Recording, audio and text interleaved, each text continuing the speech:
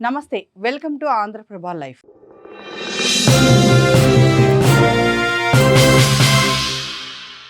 ఓ bachelor bro, రూమ్‌లో బద్ధకంగా ఎంతసేపని reels చూస్తూ ఉంటావు?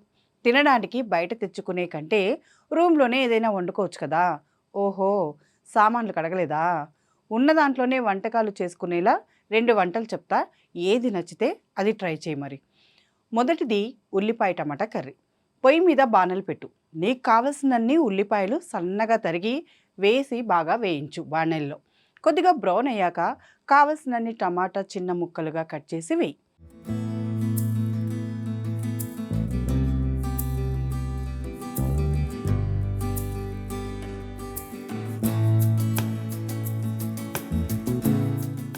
చిటికెడు ఉప్పు, పసుపు, కారం వేసి మూత పెట్టి 2 నిమిషాలు ఉడకాలి.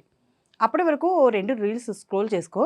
టమాటా మెత్తబడితే స్పూన్తో కొంచెం నలిపేయి, గ్రేవీగా బాగుంటుంది. కొంచెం నీళ్లు పోసి మరిగించు. ఉంటే కొత్తిమీర వేయి, లేకుంటే వదిలేయక. స్టవ్ ఆఫ్ చేయి. రైస్ కుక్కర్ ఉంటే అన్నం పెట్టుకో. టైం లేదంటే బయట చపాతీలు తెచ్చుకో. ఏంటి ఇది వద్దా? అయితే నాన్ వెజ్ ట్రై చేస్తావా? సరే, గుడ్డు కర్రీ చెప్తా, ట్రై చేయి. ప్రోటీన్ కూడా వస్తుంది. ముందు నీకు కావలసినన్ని గుడ్లు ఉడికించుకొని పొట్టి తీసి పక్కన పెట్టు. బాణెల్లో నూనె వేసి వేడి చేసి చిటికెడు జీలకర్ర వేయి. చిటపటలాడాక ఒక చిన్న ఉల్లిపాయ తరిగి వేసి వేయించు. అమ్మాయి బుగ్గల్లా సాఫ్ట్గా మారాక అల్లం వెల్లుల్లి పేస్ట్ మిక్సీ లేదు కదా, గూట్లో గుండ్రాయి తీసుకొని వెల్లుల్లి 2 రెబ్బలు నూరి దాంట్లో వేయి.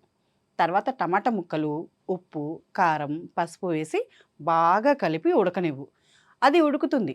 అప్పటి వరకు రీల్స్ చూడు. టమాటా మెత్తబడితే ఉడికిన గుడ్లను 2 పీసులుగా కట్ చేసి అందులో వేసి కలుపు. కొంచెం నీళ్లు పోసి 2 నిమిషాలు మరిగించు. ఇక స్టవ్ ఆఫ్ చేయి. అంతే, సింపుల్ అండ్ టేస్టీ గుడ్డు కర్రీ రెడీ. ఇప్పుడైనా ట్రై చేయి. ఒకసారి పెళ్ళయ్యాక ఒక్క వంట కూడా రాదని చెప్పి వైఫ్తో తన్నులు తినకుండా జాగ్రత్త పడతావు.